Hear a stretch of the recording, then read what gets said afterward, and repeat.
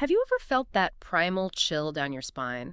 You know, the one that whispers of things, ancient and forbidden. Hmm.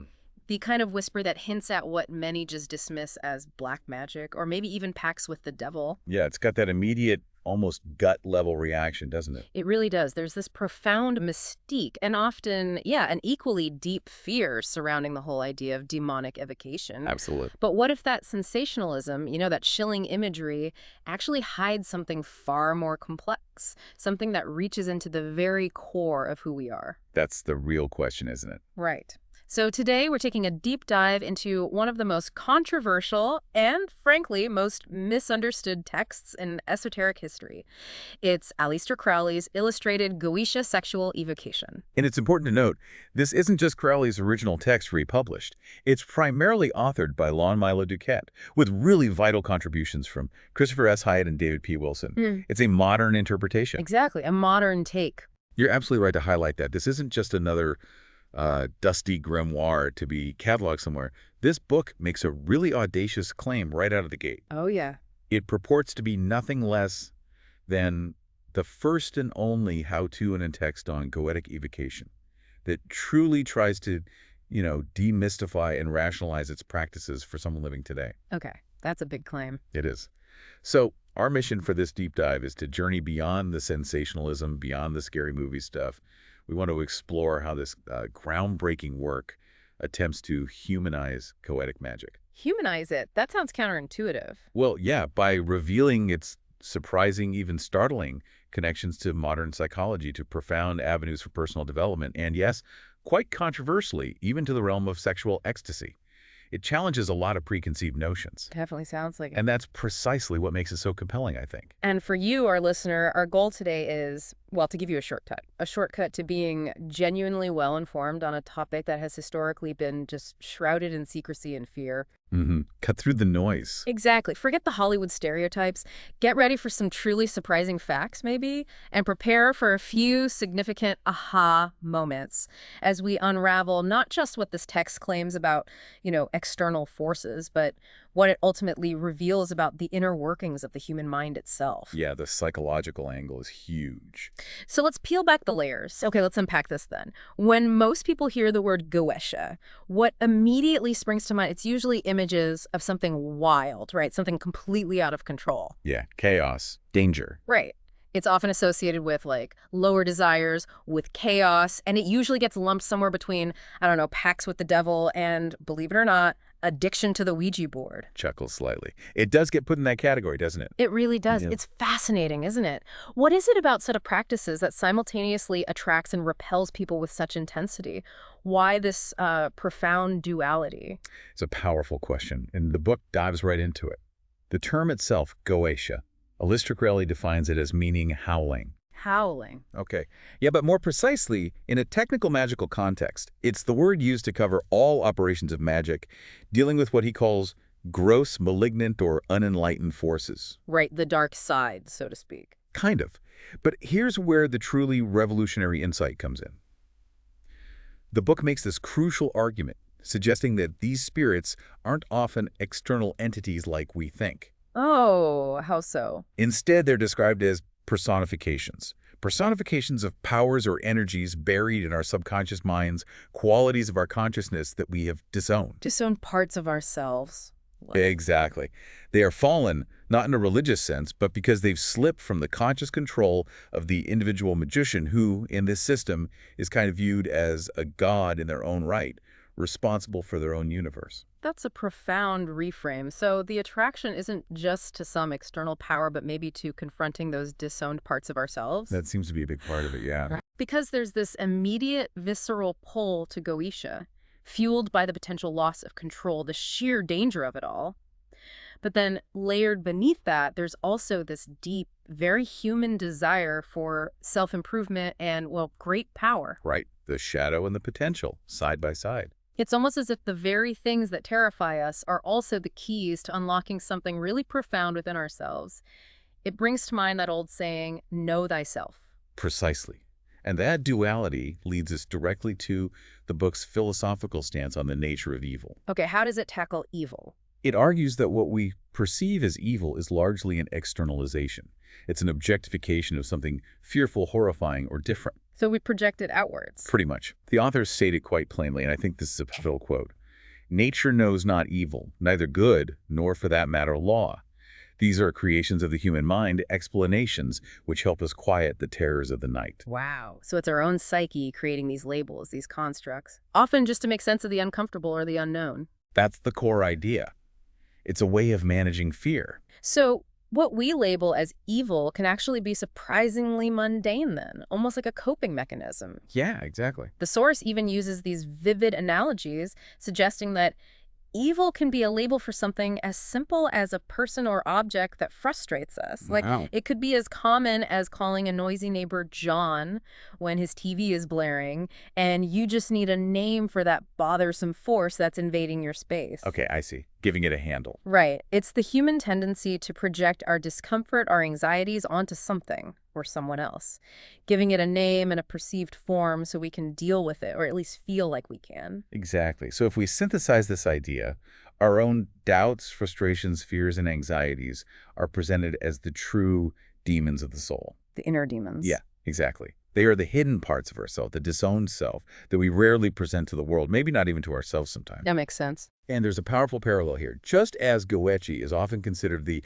disowned part of magic by many who prefer, more enlightened or high magic practice. Right, the less messy stuff. These internal aspects are the disowned parts of ourselves.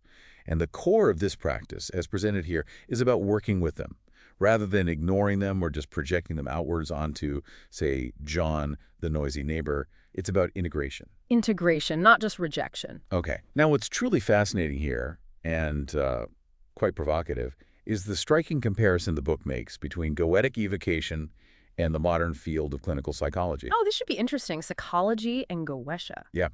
It suggests that psychologists, in their efforts to label fears as pathology, are essentially following, perhaps unknowingly, in the footsteps of priests.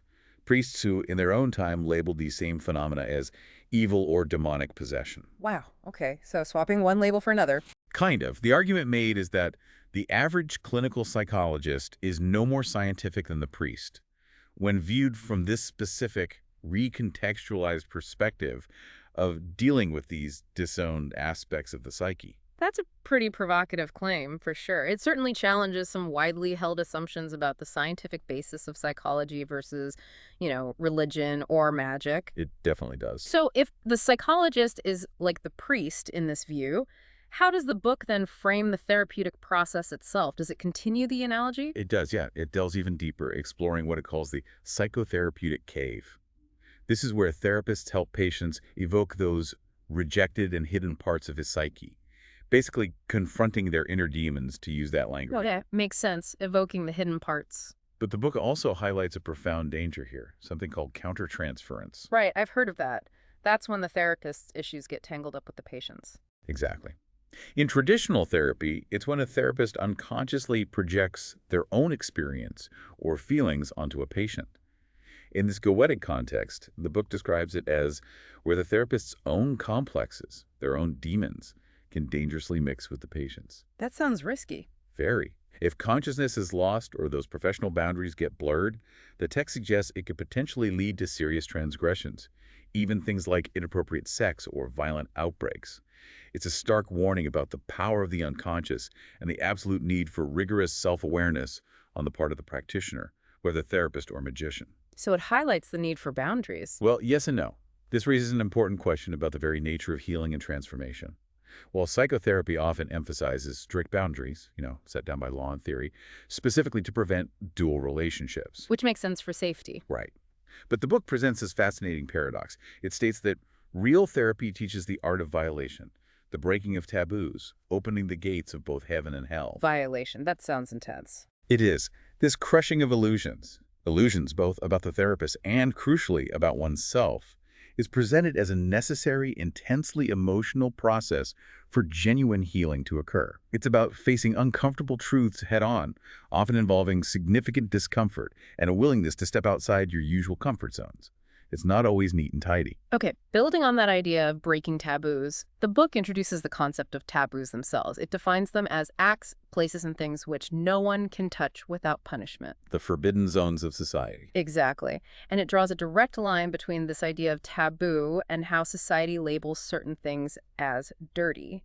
It's an interesting lens, suggesting that what we consider dirty is often just a societal taboo in disguise, something we're conditioned to avoid or feel revulsion towards. What's truly insightful is how the source uses specific analogies to illustrate this point, really driving it home. Like what? For instance, it highlights the seemingly contradictory idea that a garbage collector is highly paid for removing the dirty leftovers of living, Right, essential but unpleasant work. while a bank clerk handling what many might call dirty money is often paid much less. It points out this weird societal inconsistency. Huh, never thought of it that way. And then it draws a very direct parallel between money and Goetic demons. Money and demons. How? It presents both as a kind of shared illusion, an agreement, a system that will work for anyone who knows how to use them, regardless of their moral standing. Money itself doesn't care if you're good or bad. It's simply a force, a tool. Okay. And these magical entities, as portrayed in Goetia, are similarly indifferent to human morality. They operate on different principles, responding to will and technique, not necessarily virtue. And that ultimately is the core of the horror many attribute to Goetic workings, isn't it? This idea that you don't have to be respectable for Goetia to work for you. Yeah, that really shakes people's worldview. According to the source, this very notion violates our model of right and wrong, just and unjust.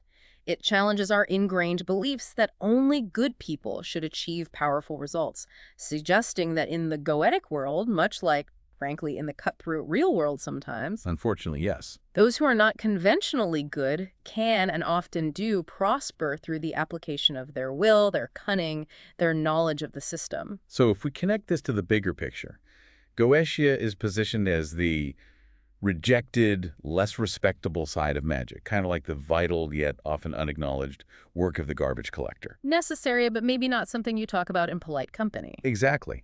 Yet, paradoxically, it's also described as its most intimate side. Intimate. How so? Why? Because it forces the practitioner to learn these profound, often deeply uncomfortable lessons about human nature and interaction. It teaches the establishment of boundaries, of testing, of bribing, of lying and deceit. Wow, that sounds pretty cynical. It sounds cynical, but the argument is it reflects aspects of reality, both internal and external. It demands that you actualize the hidden, the dark, the greedy, the needy, the powerful, and even the beautiful parts of the self, bringing them all into conscious awareness and, ideally, control. The magic that requires you to confront all aspects of yourself, not just the ones you like. Confronting the whole self. Okay, now here's where it gets really interesting and maybe a bit more cinematic in our minds. Ah, the classic imagery. Yeah. When we imagine classic Goetic evocation, the scene is almost universally depicted in popular culture. You've got the magician, robed and armed, standing inside a protective magic circle. Gotta have a circle. Several feet away, maybe shrouded in incense smoke, stands the spirit, supposedly trapped inside the triangle of the art. With wand upraised, the magician issues commands, and the spirit, often reluctantly, obeys. Yeah, it's very dramatic. It's truly the stuff of sword and sorcerer movies, isn't it? Yeah.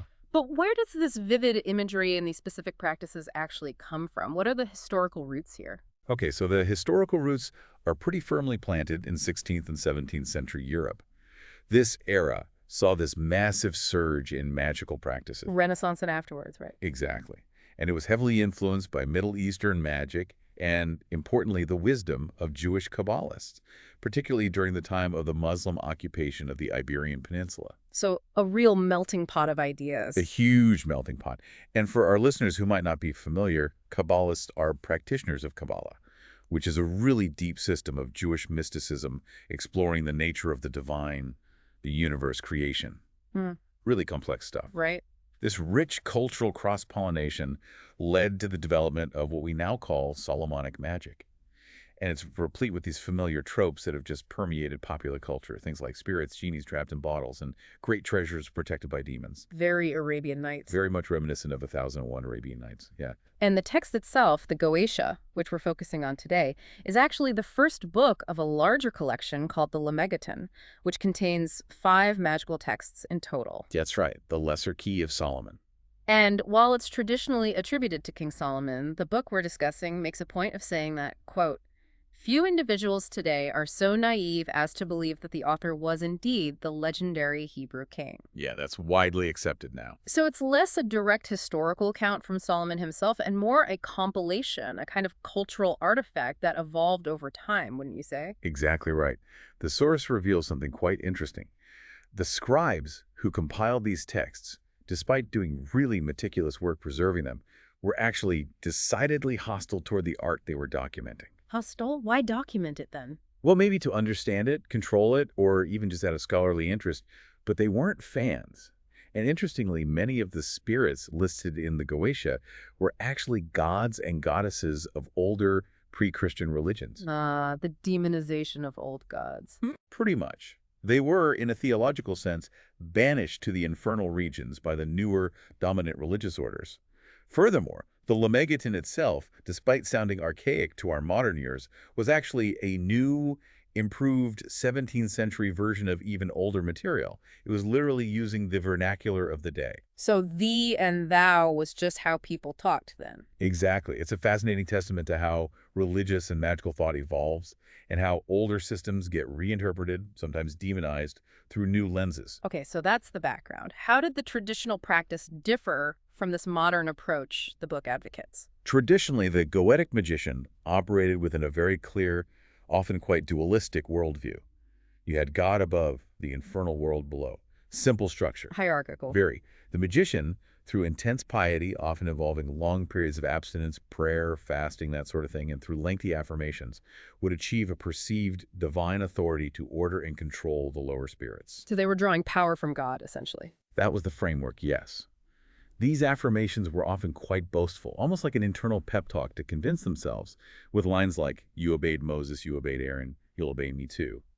It was fundamentally about convincing oneself, through ritual and repetition, of their inherent right to command, drawing power from that perceived divine sanction. And to achieve that authoritative state, and also, I guess, to help them see or perceive the spirit, these traditional practitioners relied really heavily on various ceremonial elements, didn't they? Oh, absolutely. Things like magic words recited much like a mantra, often in Latin or Hebrew, or burning specific incenses, Yeah. all designed to create this strange and mystic atmosphere where anything could feel possible. Setting the stage psychologically. Exactly. It was about creating a highly subjective reality, almost a form of self-hypnosis, really, that was conducive to the desired magical experience. Believing you had the authority was key. Right. So how does the book we're discussing challenge that? Okay, this is where Aleister Crowley's illustrated Goetia becomes truly revolutionary. It directly and unapologetically challenges this rigid traditional adherence. How so? The book states unequivocally, quote, "There is absolutely no necessity nor particular advantage to blindly conforming with the conjuration scripts of the ancient texts." Just throws them out. Well, not entirely, but it cuts through centuries of accumulated formality. It asserts bluntly that the spirits are no more impressed if you say thee and thine than they are if you say you and yours. Chuckles. Okay, so the spirits don't care about old-timey language. Apparently not, according to this view. It's a significant liberation from archaic language and puts the emphasis squarely on the underlying intent and the magician's internal state, not the specific words used. This directly influenced Aleister Crowley's own significant simplification of the process, right? He didn't always use the traditional conjurations. That's right. Instead of traditional Latin or Hebrew conjurations, he began using the Enochian calls of John Dee. Okay, Enochian. For our listeners, can you briefly explain what that is? Sure. Enochian is this complex linguistic system believed by some practitioners like Dee and Crowley to be the language of angels.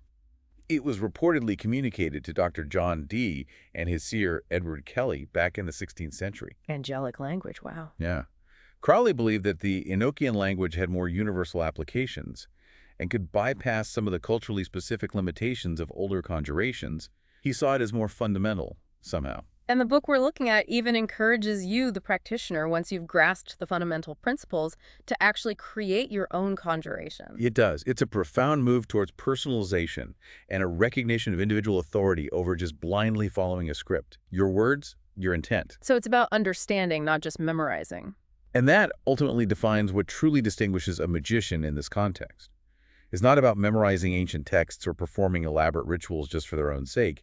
It is, quote, the understanding of what is truly necessary and what is not, which, the book states quite clearly, separates the real magician from a character in a role-playing game. Prox.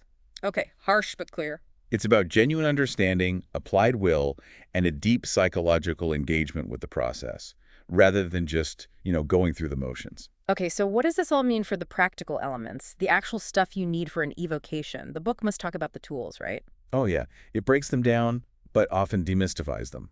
Your temple, for instance. It doesn't have to be some grand, custom-built ceremonial chamber like in the movies. No underground vault needed. Apparently not.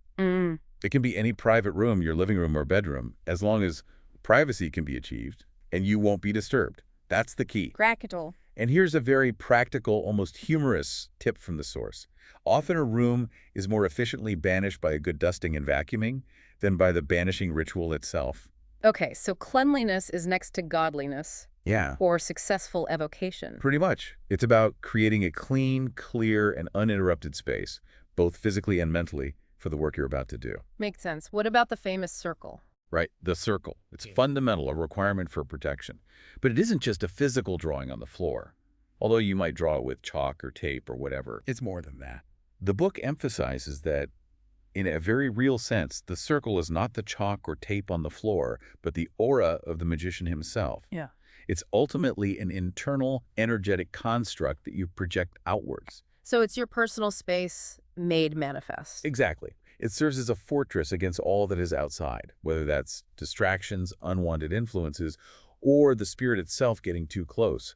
And it's a crucial safety zone for the magician's consciousness. And the names inside it, traditionally they're specific divine names, right? Traditionally, yes. But here, they're understood as entirely of your choice. You use names that resonate with your personal divine connection, your own belief system. It allows for a deeply personal harmonization with your own individual magical universe. Okay, so circle for protection. Then there's the triangle, right? Where the spirit is supposed to show up. Yeah. Is that optional? Nope. Like the circle, the triangle is not optional.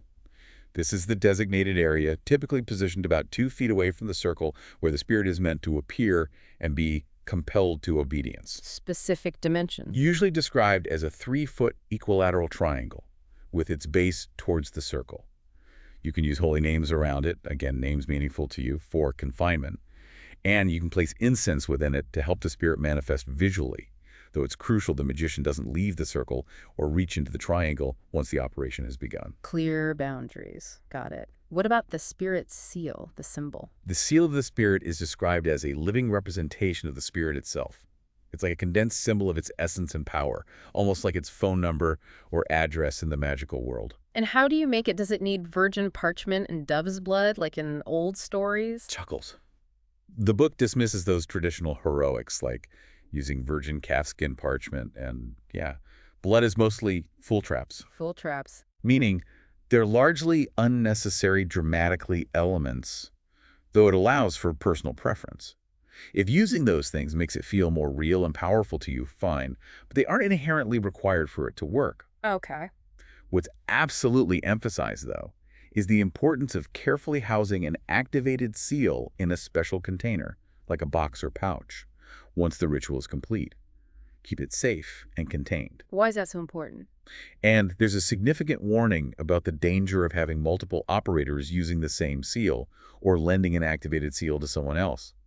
It's considered a very personal magical tool, deeply linked to your will. Having others involved muddies the waters and can be dangerous because, as the book says, it's hard enough for one person to keep their will focused and integrated with the seal. Right, keep it personal. Okay, what else? There are pendants, right? The hexagram and pentagram of Solomon. Yes. First, the hexagram of Solomon, the Golden Dawn, which was a highly influential late 19th century magical order that influenced Crowley. Right, very important group. They defined the hexagram as representing the operation of the 7 planets under the presidency of the Sephiroth. Okay, Sephiroth. Those are the spheres on the Kabbalistic tree of life. Exactly. They represent divine emanations or attributes. In this context, the hexagram is worn on the magician's robe as a kind of shield or badge of authority. According to tradition, it compels spirits to take on human form, or at least a visible, manageable form. It's your badge signifying authority over the macrocosmic order, the larger universe. Okay, macrocosm and the pentagram. Complementing that is the pentagram of Solomon. The Golden Dawn defined this one as a powerful symbol representing the operation of the eternal spirit and the four elements under the presidency of the letters of the name Yeshua. Yeshua. It's a Kabbalistic spelling of the name Jesus, used here to represent the divine name that encapsulates and balances the four elements plus spirit. This pentagram is typically worn on a medallion, maybe silver or gold, affirming the magician as master of the microcosmic order. That's their own inner universe, their self. Macrocosm and microcosm. Right. Got it. It symbolically positions the magician between heaven and hell, acting as a crucial mediating force, balancing the higher and lower. Fascinating symbolism. Okay, any other magical weapons we should cover? Wand, ring. Yeah, the book touches on those, again, demystifying them. The wand, for instance, is simply the instrument of the magician's will used for conjuration. It's just an extension of their focused intent. Helps direct energy. Oh, focus tool. Exactly. Then there's the magic ring, primarily for protection. The book shares this compelling little anecdote. Oh, yeah. Apparently, an adept, while evoking the spirit Astaroth, became so enchanted by her beauty. Astaroth often appears as very beautiful, that he almost succumbed, almost lost control. But the ring, acting almost like a psychic alarm bell, helped him snap out of it and prevent a dangerous breach of his will in the circle. Wow, a built-in safety device. Kind of, yeah. And the brass bottle, like from the Solomon legends, that's presented as a rare, really extreme measure for threatened disobedient spirits. You actually use a bottle. Well, symbolically. There's one vivid example detailing 3 whole days of continuous incense burning to melt a lead seal onto the bottle, holding the disobedient spirit seal within to truly bind a particularly difficult entity. It's like the nuclear option. Okay, definitely extreme. What about the robe? Does it have to be black silk? Chuckles. Not necessarily. The robe is important, but any robe that holds magical significance for you works. The core idea presented is, if you look good, you will feel good. It helps get you in the mindset. Like dressing for the job you want. Exactly. But the text cautions against becoming silly or pretentious about it. Confidence and seriousness of intent are way more important than having the fanciest robe. Right, substance over style. Okay, so that's the setup. What about the actual process? What's the first step? At the very heart of a successful Goetic evocation, according to this book and Crowley's system, lies what's called the preliminary invocation of the Goetia. Okay, sounds important. It is. This is Crowley's adapted version of the bornless ritual, which is actually an ancient Egyptian invocation. He considered it absolutely crucial for establishing the magician's power and declaring their authority to command the spirits before you even think about calling a specific one. So it's like warming up the engine. Exactly. It's not just an opening prayer. It's a foundational ceremony that prepares the magician's consciousness, gets him into the right state. Okay, and you mentioned it serves a dual purpose. Right. It acts as both a temple opening, establishing the sacred space around you, and a declaration of authority, affirming the magician's inherent right to command within that space. And how does it achieve that? The source highlights how the use of what it calls barbarous names of evocation within this ritual is key. These names are used to, quote, intoxicate the mind of the magician and evoke the necessary state of consciousness for the work to proceed. Barbarous names? What are those? Just random sounds. Not exactly random. For those wondering, these barbarous names aren't just gibberish.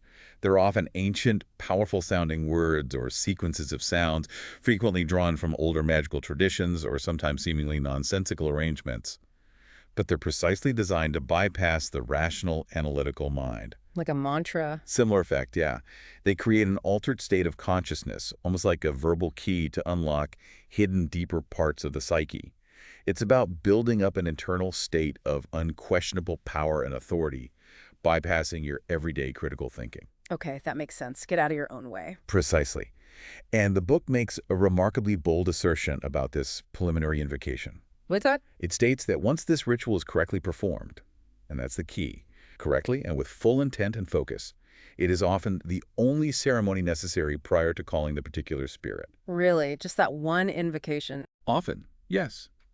In fact, it suggests that merely repeating the spirit's name clearly and commandingly after this powerful invocation, when the magician is in that heightened authoritative state, is usually enough to compel even the most reluctant spirits to obedience. Wow, that really simplifies the traditional approach, doesn't it? Those old conjurations can be pages long. It greatly simplifies the traditional, often much longer and more complex, conjuration processes. It focuses instead on the internal state of the magician as the primary driver. Okay, so preliminary invocation done, you're feeling powerful, then you call the specific spirit. How do you do that part? When it comes to the actual conjuration of the specific spirit you want, the advice is to keep it short and simple. Short, simple. Okay. And you recite it immediately after the preliminary invocation, right when the magician's perceived strength is at its peak. Don't wait for that feeling to fade. Makes sense. Strike while the iron's hot. Exactly. The book warns strongly against the doubt that can creep in if you use lengthy, complicated, or overly traditional conjurations. Why is doubt so bad here? Because such lengthy recitations can often lead to failure. If the magician's confidence wavers, or if their rational mind starts to second-guess the process mid-ritual. The power in this system comes from clear, unwavering will, not from flowery or archaic language. Doubt kills the connection. Unwavering will. Okay. Now, what if the spirit shows up but is difficult, uncooperative? Ah, yes. This leads directly to what the book terms the critical bluff technique. Bluffing a demon sounds risky. It is, but it's about demonstrating absolute authority. If the spirit, once evoked, seems disobedient or maybe slow to comply, the magician can threaten it. Threaten to burn your seal to ashes and remove you forever from my universe. Wow, that's heavy. Banishment from your personal reality. It's a powerful declaration of ultimate control. But the book emphasizes a truly critical rule here, a foundational principle for any magical work, really. Do not bluff. If you say you're going to do something, do it. You have to mean it. Absolutely. The spirit, whether you see it as an external entity or a part of your subconscious, must believe the magician's will is absolute and their threats are genuine. If it senses hesitation or thinks you won't follow through, the entire operation will likely fail. Consistency and follow-through are paramount. You establish the rules. Okay, be prepared to follow through. Got it. Now, the big question. What do you actually see? Are we talking Hollywood special effects here? Glowing eyes, smoke, the whole deal? Chuckles. Well, for those of you expecting a big Hollywood-style manifestation, a glowing corporeal form suddenly appearing in your living room triangle, the book wisely manages expectations. Probably a good idea. It states that you may or may not actually see the spirit in that physical sense. More often, it's described as a more subtle experience. Like what? Perhaps a strong sense of presence that is just undeniable. You know something is there. Or maybe an image that forms in the incense smoke, if you're using incense. Or even a vision projected directly into your mind's eye, an internal seeing. So, more subjective. Often, yes. It explicitly discourages trying to force yourself to see the spirit in a literal physical sense. It emphasizes that the purpose is to command it, get information, or have it perform a task, not just to observe a visual spectacle. The experience is often internal and subjective, yet can feel profoundly real to the practitioner. Okay, manage expectations. The experience might be internal. Now, here's where this deep dive gets really personal and I think incredibly fascinating because Milo Duquette himself, the main author, provides a detailed first-hand account of his own Goetic evocation. Ah, yes, the Oroba story. It's quite famous in these circles. He sets the scene back in 1975, and he describes this period of intense personal desperation. His music career was failing. He had no job, no money. He felt like his back against the wall. Yeah, he paints a picture of being in a truly dire situation. He was seeking a practical, material solution through magic, not just, lofty spiritual enlightenment at that point. He needed help, fast. And his magical teacher at the time, apparently a student of one of Crowley's own personal students, strongly opposed him doing Goetia, right? Oh yeah, very strongly. Labeled it low magic, said it was unnecessary if one had already achieved the knowledge and conversation of your holy guardian angel, which is a very high spiritual attainment in the thelemic system, connecting with your higher self or genius. So the teacher was saying, aim higher, don't mess with this stuff. Pretty much. But Duquette's response really highlights this fundamental tension between, let's say, spiritual purity and practical necessity. Yeah. He countered, basically asking, how could I obtain the mental and emotional equilibrium necessary to achieve such lofty spiritual heights while my life remained so screwed up? Fair point. Hard to meditate when you can't pay the rent. Exactly. He needed concrete help first before he could focus on the higher stuff. Maslow's hierarchy of needs almost applied to magic. So against his teacher's advice, driven by sheer desperation, Duquette chose to evoke Orobus, who is spirit number 55 in the Goetia list. Right. And his choice makes sense given his situation.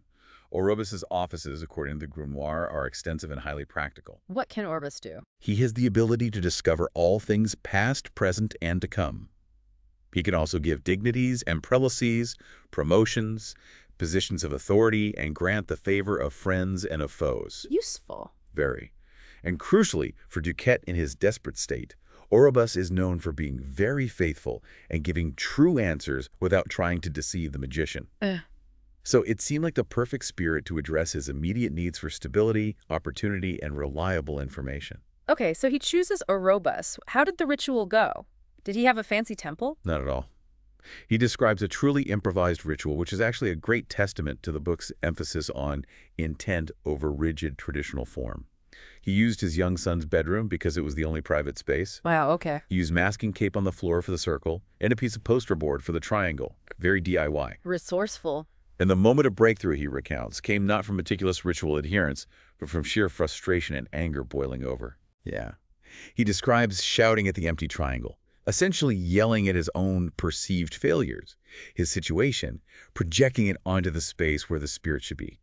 He realized later it felt very good to yell at and threaten someone or something I held responsible for all my ills. Cathartic, almost. Exactly. This raw emotional release, this desperate outpouring of his will and frustration, was apparently a key unscripted element of his breakthrough. The raw emotion connected him. And then came the pivotal accident, right? Something with oil. Yes, the famous oil of Abramelin incident. A bead of sweat, apparently saturating with this potent ceremonial oil. It's used for consecration and anointing in some magical traditions, which he had anointed himself with before starting. Right. It ran into his eye, caused excruciating pain and temporary blindness in that eye. Ouch. That sounds like it would break the ritual completely. You'd think so. But paradoxically, this intense physical disruption, this sudden pain and altered sensory input led to a profound magical vision. He perceived Orobus, not physically in the room, but as if it were projected upon the inside back of my skull. An internal projection, what did it look like? He described it as a little horse with large, sad eyes. It wasn't a physical manifestation, but an undeniable and deeply meaningful internal one, triggered, it seems, by that moment of pain and altered perception. Wow. Okay, so he sees the spirit internally. What happened next? Did they talk? What's truly insightful in his account is the subtle negotiation that followed this vision.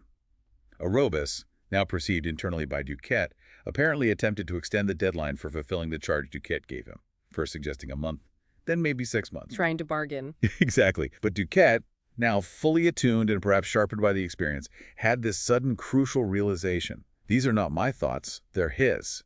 This is the classic negotiation process of the spirits. Ah, recognizing the influence. Yes. He quickly regained control, refused to be swayed into a disadvantageous pact, demonstrating that need for constant vigilance and firm will, even when the communication feels like internal dialogue. You have to stay in charge. Stay sharp. Okay. And did he get what he asked for? He asked for a sign, right? He did. Yeah. And the sign he demanded came almost immediately. It was, as he puts it, a damned good facsimile of a result. What happened? His old friend, nicknamed Mad Bob, suddenly appeared, completely out of the blue, and gifted him a much-needed car. Just gave it to him. Wow. A free car. That's pretty direct. Incredibly direct. And this car directly led to him being able to get to job interviews, which resulted in him getting a job with a dignified wage that stabilized his finances. Amazing. And later, quite unexpectedly, he received a prelacy.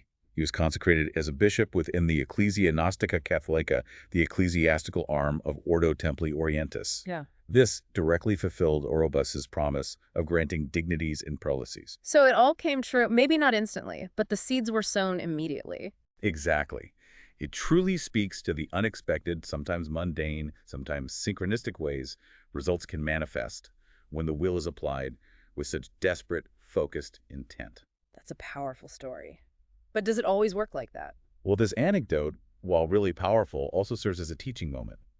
Duquette himself is quick to acknowledge that not every evocation has been as successful as his famous Orobus working. Right. Reality check. He candidly admits that learning from disasters, from operations that just don't go as planned or even backfire, provides much important information. Sometimes, he says, you learn more from the failures than the triumphs. It highlights the empirical trial and error nature of the practice.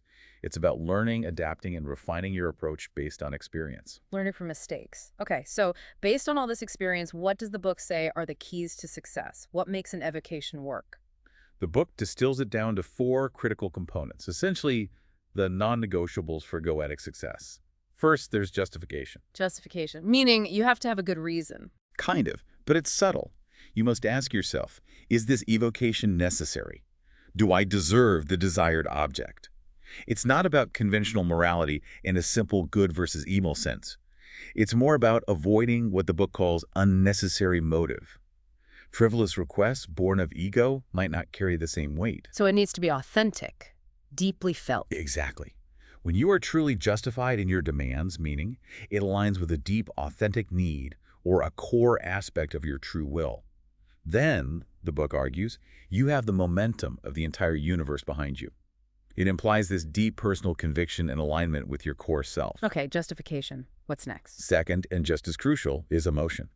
There needs to be a powerful, almost raw emotional link to the desired result. You have to really feel it. Deeply. The book vividly states the first time you really see a goetic spirit, you will feel like you have pulled it out of your gut and thrown it in the triangle.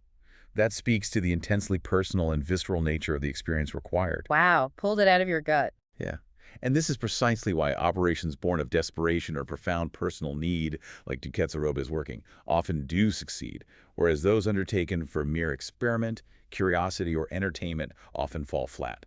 Pure, driving emotion fuels the work. Okay, justification, emotion. Number 3. Third is will. It's not enough just be emotionally charged. The evocation must be an unambiguous expression of your absolute will to effect this change. Total commitment. Total commitment. And, quote, your willingness to plumb the depths of hell to see that it is done. That's metaphorical, of course, but it means a readiness to confront any internal or external obstacles that arise, no matter how difficult or scary. It's about an unwavering, focused intent that allows for absolutely no doubt or hesitation in the moment. Unwavering will. Got it. And the last one. And fourth, courage. The text asserts, quite bluntly, fear is failure and the forerunner of failure.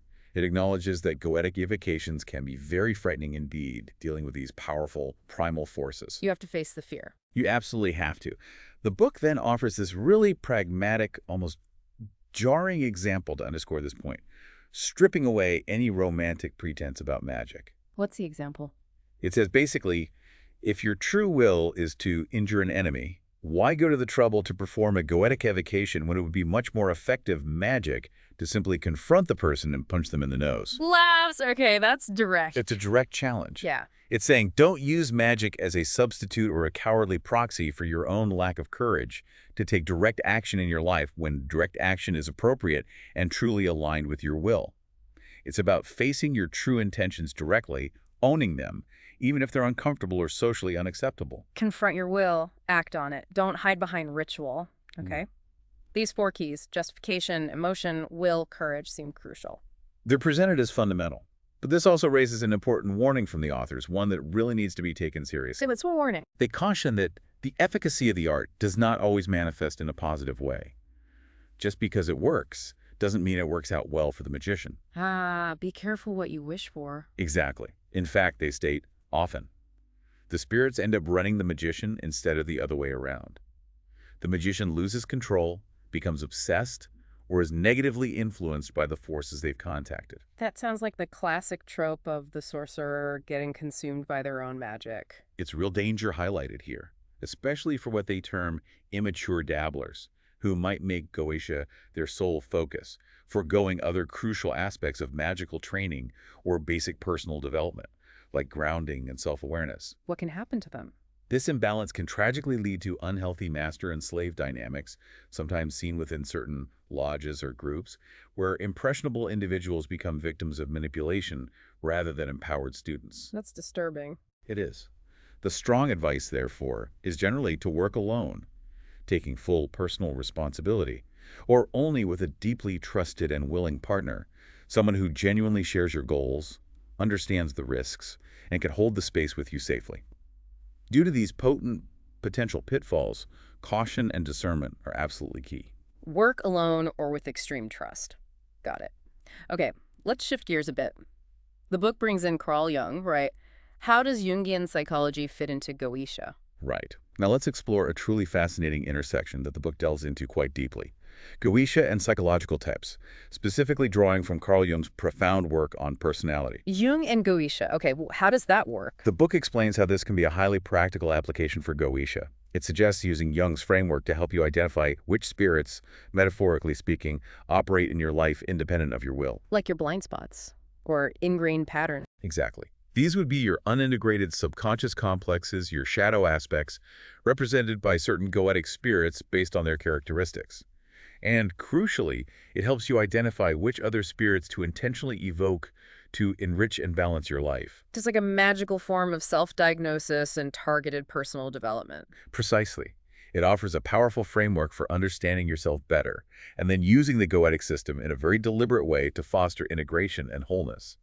It aligns perfectly with the earlier comparison to psychology. Okay. Can you remind us of the basic Jungian types it uses? Sure. The text outlines the two major Jungian attitudes.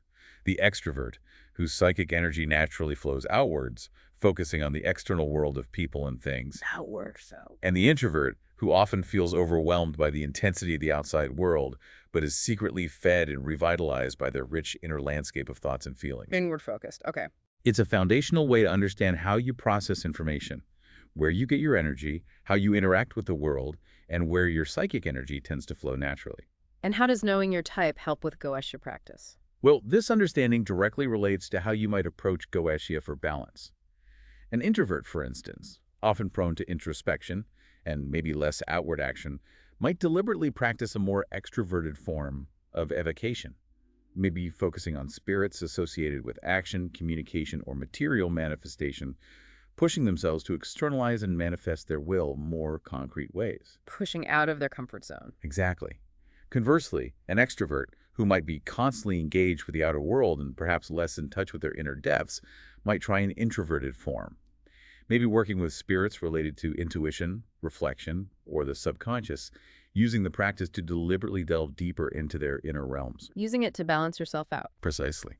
The book also differentiates between daytime evocations, which are described as generally more extroverted in feel and thus potentially less frightening, as they leverage external focus in daylight. Right. And nighttime evocations, which are seen as more introverted, connecting more easily with the subconscious, the dream world, and therefore, predictably, potentially more frightening due to that deep dive into the self and its shadows. Okay, day for outward, night for inward, generally speaking. That's the suggestion.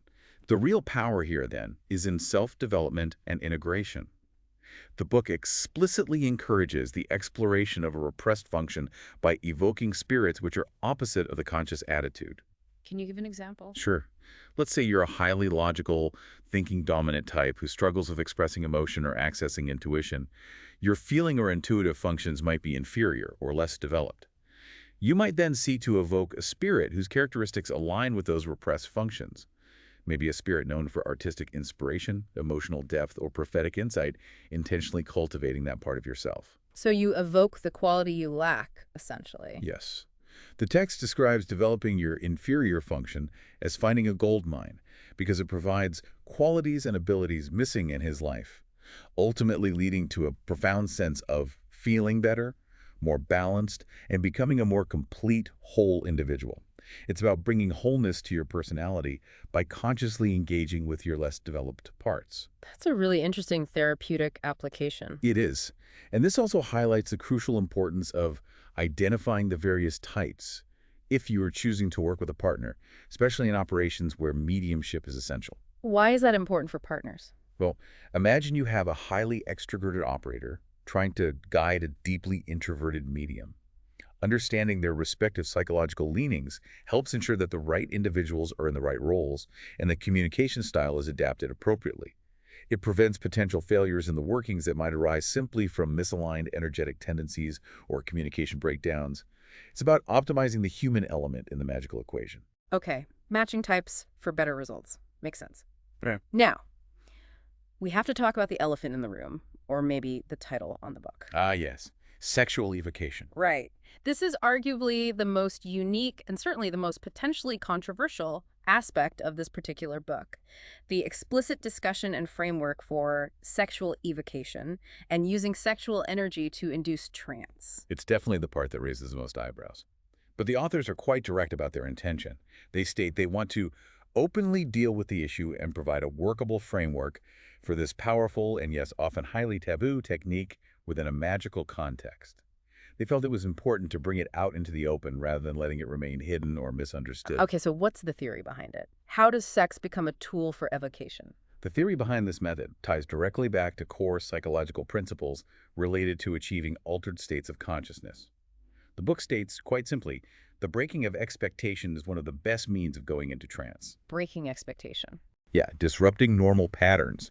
It even subtly demonstrates this principle within its own pages by intentionally mixing capital letters with small letters in an unexpected way in certain sections of the text itself. I noticed that. Why do they do that? This seemingly minor typographical quirk is designed to subtly disrupt the reader's automatic, rational processing of the text. It creates this tiny state of cognitive dissonance, a slight confusion that can, surprisingly, help induce a mild state of trance or heightened suggestibility in the reader. Clever. Applied to sexual evocation, the sheer intensity, intimacy, and sensory overload of the sexual act itself can powerfully shatter ordinary consciousness, breaking expectations and allowing access to deeper states. Okay, so the intensity breaks down normal awareness. How does it work in practice? There's a medium and an operator, right? Yes, those are the roles described. The process for the medium, who is the receiver in this operation, the one whose consciousness is being deliberately open to the spirit's influence, is described in vivid terms. They might use techniques like scrying into a black mirror while engaged in the act, focusing on letting go of conscious control, becoming, as the book says, an open receptacle. Vulnerable position. Extremely. Yeah. The bed itself, in this context, is transformed from just an ordinary piece of furniture into the designated circle of safety and joy. It becomes the sacred space where the medium can feel secure enough to undergo this intense, deeply vulnerable experience. Creating that container of trust is paramount. And the operator, what's their job?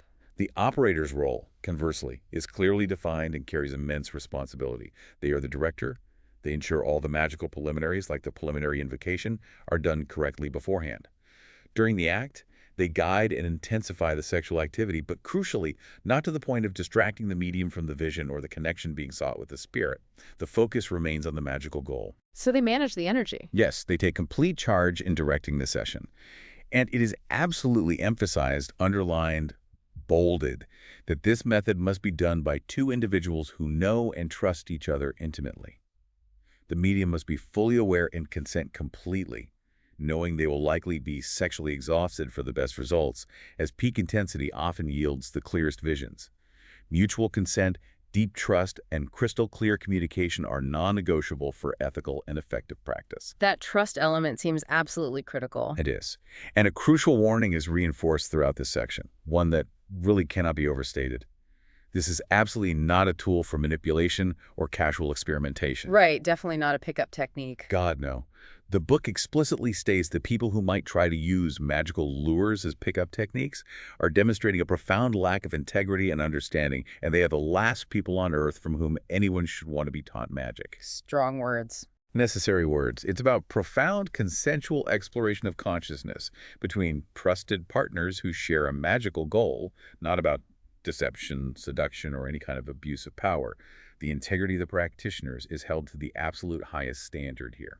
Okay, ethical use only. What's the actual purpose then? Why use this method instead of just regular evocation? The purpose is manifold, according to the text, and goes far beyond simple physical gratification, which isn't really the point. It aims at expanding the reception of the medium, potentially providing more profound and interesting data from the spirit, because the heightened spite allows for deeper access. Deeper trance, clearer messages? That's the idea.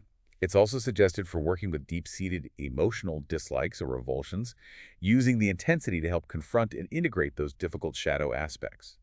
It can also be applied contextually to relationship issues, using the deep intimacy as a crucible to work through psychological blocks between the partners, and generally for exploring and integrating repressed subconscious material that might be hard to access otherwise. So deeper psychological and spiritual work. That's the goal. Interestingly, the license to depart for the spirit, The formal dismissal, signaling the successful end of the operation, can sometimes coincide with the moment of orgasm, as that's a moment of profound energy release and altered consciousness. A natural closing point. Potentially. And afterwards, the operator has the crucial responsibility to ensure the medium has snapped out of the trance fully, making sure they are grounded, back in their body, and fully present before concluding the session. Aftercare is vital. Okay, a very intense technique requiring immense trust and responsibility. Absolutely. It's presented as advanced and not for everyone. Okay, let's step back a bit and look at the spirits themselves. The book covers the famous 72 mighty kings and princes, which King Solomon commanded into a vessel of brass. Right. It does. That's the core list from the original Goetia manuscript. The legend, which is pretty widespread in occult lore, goes that these spirits were bound by King Solomon, supposedly due to their pride and insubordination. He sealed them in this brass vessel. The famous brass vessel of Solomon. Right. And then, the story goes, it was later found by the unsuspecting people of Babylon who thought it contained great treasures.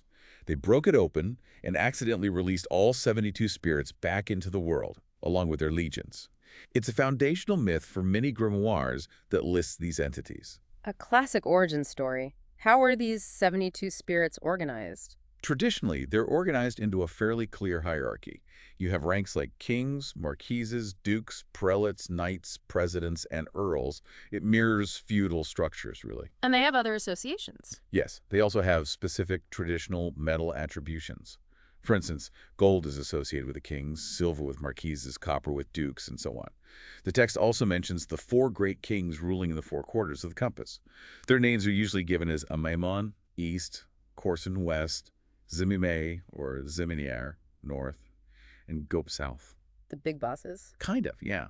They are considered very powerful, overarching forces who rule the spirits within their quarter, and traditionally they are invoked only on great occasions to compel the spirits under their specific rule to appear. Okay, so a whole structure there. Now, what's really useful for modern practitioners, you mentioned earlier, and a key innovation in Crowley's approach, are his modern attributions, linking these spirits to things like tarot cards and zodiac deacons, right? Exactly. This provides a practical and very accessible way for contemporary magicians to identify which spirit might be relevant to their situation and how to work with them. Can you give that tarot example again? Sure. Let's say you're dealing with a misunderstanding or a conflict with a friend. You do a tarot reading for insight, and the Eight of Swords comes up a card, often associated with feeling mentally trapped, restricted, or limited by your own thoughts and perspectives, unable to see a way out. Okay. In Crowley's system, that specific card, representing the first deacon of Gemini, ruled by Jupiter, is linked to the Goetic spirit Amen, number 7. And Amen's listed office, as we'll discuss more, includes the power to reconcile controversies between friends. Ah, so the tarot points you directly to the spirit whose job description fits the problem. Precisely. It gives you a direct magical avenue to address the situation in a targeted way, using the tarot as a kind of diagnostic tool to pinpoint the relevant force or energy symbolized by the spirit. It makes the system much more interactive and less like just picking a name randomly from a list. That is really useful. Now, the book is called Illustrated Goetia. What about the pictures of the spirits? Are they meant to be exactly what you'll see? That's a really important point. It's vital to remember that the illustrations of the 72 spirits provided in the book, which are expertly and evocatively drawn by the artist David P. Wilson, are not meant to be prescriptive. They're not saying this is exactly what Baal must look like when you evoke him. So they're interpretations. Exactly. Yeah. The author stressed that because no two people have the same visual emotional vocabulary, the images of the Goetic universe will be unique to each of us. Our subconscious speaks in its own symbols. Makes sense. The illustrations are merely intended as springboards to your imagination. They're meant to stimulate your inner vision, to give you a starting point, a visual anchor perhaps. But ultimately, the form the spirit takes in your perception, in your mind's eye, or in the smoke, will be unique to your subconscious in your own internal symbolic language. Don't get hung up if you see something different. Okay, use them as inspiration, not gospel. Let's quickly glimpse a few of these fascinating entities then, just to get a feel for their diversity and their specific jobs. First up, maybe revisit Orbos, number 55, since we heard Duquette's story. Good place to start. Orobus is described in the text as a great and mighty prince. He appears first as a horse, sometimes described as having an almost human-like expression, and then, upon command, transforms into the shape of a man. Okay, horse then, man, and his job. His offices are extensive and, as we saw, highly practical. He can discover all things past, present, and future. He gives dignities and prelacies, promotions, honors. He procures the favor of friends and foes, making him useful in social maneuvering. And importantly, he gives true answers regarding divinity and the creation of the world. And he's reliable. That's his reputation. Hmm. He's noted as being very faithful to the exorcist, delivering on his promises without trying to deceive, which is not true of all Goetic spirits. He governs 20 legions of spirits under him. So, he's often sought for gaining reliable insight, achieving favorable outcomes, promotions, things like that, as Duquette's own story demonstrates. Okay, a reliable prince. Let's contrast that with Baal, who is number 1, the very first spirit listed. He's a king, right? That's right. Baal holds the highest rank as a king ruling in the East. His power is quite different from Orobas. He is uniquely powerful in that he can make the magician invisible. Invisibility. Wow. Yeah, whether literal or metaphorical, that's his chief power. And his appearance is described as very strange, even terrifying. He appears in many forms, sometimes like a cat, sometimes a toad, sometimes a man, or even, bizarrely, all 3 forms at once. And he speaks with a hoarse voice, almost like the croak of a toad. It's definitely unsettling. He commands an immense force, governing 66 legions. So while Orobas might grant favors and knowledge, Baal speaks to a different kind of power, one of stealth, concealment, perhaps useful for avoiding unwanted attention or for operations requiring secrecy and discretion, a very different energy. Totally different vibe. Okay, how about Amon, number 7? Yeah. The one linked to the tarot card earlier. He's a marquis. Yes, Emam is a powerful marquis. His appearance is also quite striking, often monstrous. He comes forth like a wolf but with a serpent's tail and is said to vomit flames of fire. Or, alternatively, he can appear as a man but with a raven's head, sometimes shown with dog-like teeth. Definitely memorable visuals. What does he do? He possesses the ability to tell all things past and future. But what makes Amon particularly interesting and really highlights the complex, almost contradictory, dualistic nature of some of these entities is that he can both procure feuds and reconcile controversies between friends. He can start fights and end them. Exactly. This illustrates the versatile, sometimes paradoxical powers some spirits possess. They embody both destructive and constructive forces, reflecting maybe the dual nature of the issues they govern in this case, relationships and conflict. He governs a significant force of 40 legions and is often called upon for his insights into human conflict and its resolution, whether you want to stir it up or settle it down. Fascinating. Okay, one more, maybe a really tricky one. You mentioned some are deceitful. How about Belial, number 68? Belial, yes, a compelling and traditionally a very dangerous example. He's described as a mighty king, holding an incredibly high position in the hierarchy, supposedly created next after Lucifer, high status. Okay, top tier. Does he look scary? Quite the opposite initially. He appears as a beautiful angel, riding in a magnificent chariot of fire, exuding this aura of power, beauty, and authority. Very impressive. Sounds appealing. What are his offices? His offices are grand and very worldly. He distributes presentations and senatorships, basically granting positions of power, status, and authority in the world. He gives the favor of friends and of foes, helping a magician gain influence and navigate social landscapes. And he can provide excellent familiars, which are lesser spirits that act as personal assistants or spies for the magician. He governs 50 legions. Sounds great, right? Sounds incredibly useful. Almost too good to be true. What's the catch? And there is the crucial catch, the significant warning sign for Belial, revealing his potentially deceptive nature. The text states explicitly he must have offerings, sacrifices, and gifts presented unto him by the exorcist, or else he will not give true answers unto his demands. He demands payment up front. Okay, so you have to appease him. Yes, but even then, there's more. Even with the offerings, the text warns, he tarries not 1 hour in the truth, unless he be constrained by divine power. Meaning, he is inherently slippery, prone to lying or twisting the truth, unless the magician exerts constant, strong control, backed by their own connection to higher authority or divine power. Wow. So he's powerful but fundamentally untrustworthy unless forced. Exactly. He highlights the often deceitful nature some spirits can embody. Working with him requires constant vigilance, skepticism, and the absolute necessity for the magician to maintain unwavering control and never ever lose their authority or be seduced by his beautiful appearance or grand promises. He embodies the principle that not all power comes without a price or without a significant potential for trickery and self-deception if you're not careful. A powerful lesson in discernment there. Okay, we've covered a lot of ground. We really have. So, in summary, I think our deep dive into Aleister Crowley's illustrated Goetia, particularly through Duquette's lens, reveals that this system really aims to transcend simplistic notions of good versus evil.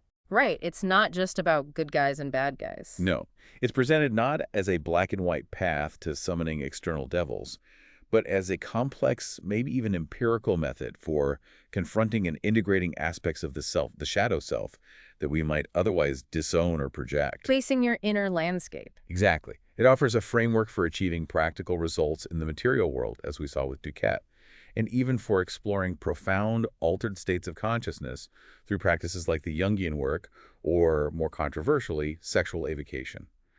At its core, as presented here, it is a system built on understanding and wielding your own inner power and will, rather than just blind adherence to ancient scripts or operating out of superstitious fear. It's fundamentally about self-mastery. Exactly. What truly stands out time again throughout this text and our discussion is that profound emphasis on understanding your own mind, your own psyche, and your own will as the true engine of change.